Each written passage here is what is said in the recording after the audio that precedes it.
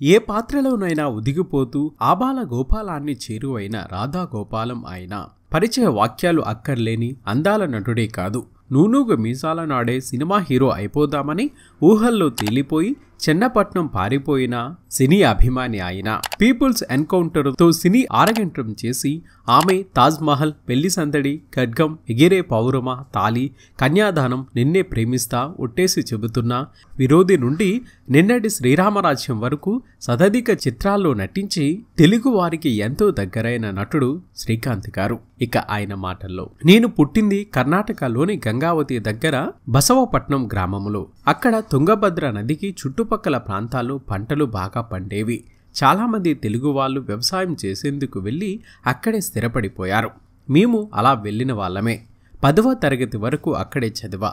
మా అమ్మ ఝాన్సీ లక్ష్మి, వాళ్ళది ఏలూరు. నాన్న పరమేశ్వరరావుది కృష్ణా జిల్లా. పేరుకు తగ్గట్లే అమ్మకు ధైర్యం ఎక్కువ, నాన్నకు కోపం, మంచితనం రెండూ ఎక్కువే. మొదట్లో మాకు వ్యవసాయం బాగానే గిట్టుబాటు అయ్యేది, కానీ వర్షాలు లేక పంటలు పండక క్రమంగా కష్టాలు మొదలయ్యాయి. కొన్నిసార్లు ఏం చేయాలో తోచక నాన్న చాలా మదన పడేవారు. అమ్మే అన్ని రోజులు మనము కాదు కదండి, ఒప్పుకు పడితే తేరుకుంటాం అని నాన్నకు ధైర్యం చెప్పేది. అమ్మ ఏ విషయాన్ని సీరియస్గా తీసుకుని బాధపడదు. చాలాసార్లు తన బంగారం తాకట్టుకు ఇచ్చి నాన్న డబ్బుకు ఇబ్బంది పడకుండా చూసేది. మేము ముగ్గురం, అక్క, తమ్ముడు, నేను. నాన్న ఆదాయమంతా మా ఫీజులకు సరిపోయేది.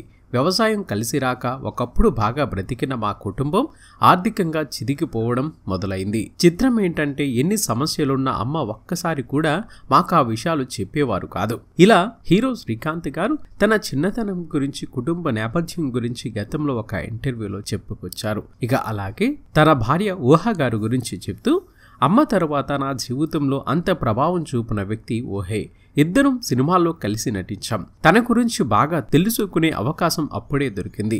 మాటల్లో బోలెడన్ని తెలివితేటలు, మనసులో అమాయకత్వం కలగలిసిన అమ్మాయి తను. ఆలోచన ఎప్పుడు ఎలా పుట్టిందో తెలియదు, కానీ ఇలాంటి అమ్మాయితో జీవితాంతం కలిసి ఉండొచ్చు అన్న ఫీలింగ్ మాత్రం వచ్చేసింది. తను చాలా కేరింగ్, ప్రతి ఒక్కరితో చక్కగా మాట్లాడుతుంది. పెళ్ళయ్యాక ఏమాత్రం మార్పు రాలేదు. తను సినిమాల్లో పనిచేసి ఉండటం ఓ రకంగా నా అదృష్టమే. ఒక్కసారి నాకు షూటింగ్లో రాత్రి 2, 3 అయిపోయేది.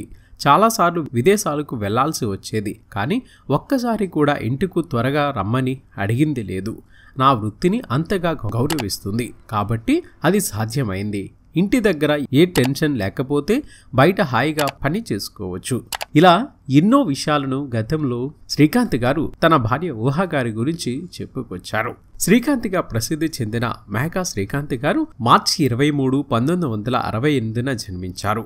దాదాపు 125 సినిమాలు నటించారు. విరోధి అనే సినిమాకు నిర్మాతగా కూడా వ్యవహరించారు. సినీ నటి ఊహ గారును ప్రేమ వివాహం చేసుకుని వీరికి రోహన్, రోషన్, మేధా అనే 3 పిల్లలున్న విషయం మనకు తెలిసిందే. ఇక శ్రీకాంత్ గారి పెద్ద కొడుకు రోషన్ చిన్నప్పుడు క్రికెట్ ఆడేవారు. తర్వాత నిర్మలా కాన్వెంట్ అనే సినిమాతో నటుడిగా మారారు. ఇక రెండవ అబ్బాయి రోహన్ లాస్ ఏంజల్స్లో నటనకు సంబంధించిన శిక్షణ తీసుకుంటున్నారు. ప్రైవేట్గా BBM చదువుతున్నారు. కూతురు మీద బాస్కెట్బాల్ అంటే చాలా ఇష్టం. అండర్-19 తరపున జాతీయ జట్టులో కూడా ఆమె ఆడారు. ఇక శ్రీకాంత్ పెద్ద అబ్బాయి రోషన్ పెళ్లి సందడి 2తో మరోసారి మన ముందుకు రాబోతున్నారు. ఇక శ్రీకాంత్ గారు ఖడ్గం, ఆపరేషన్ దుర్యోధన వంటి సినిమాల్లో ఆయన పోషించిన పాత్రలకు పలువురు విమర్శల ప్రశంసలు దక్కాయి. స్వతహాగా చిరంజీవి గారి అభిమాని అయిన శ్రీకాంత్ గారు ఆయనతో కలిసి నటించాలని ఎంతో కోరికతో ఉండేవారు. ఆయన కోరిక శంకర్ దాదా MBBSతో తీరింది. దానికి సీక్వెల్గా వచ్చిన శంకర్ దాదా జిందాబాద్లో కూడా ఆయనతో కలిసి నటించారు.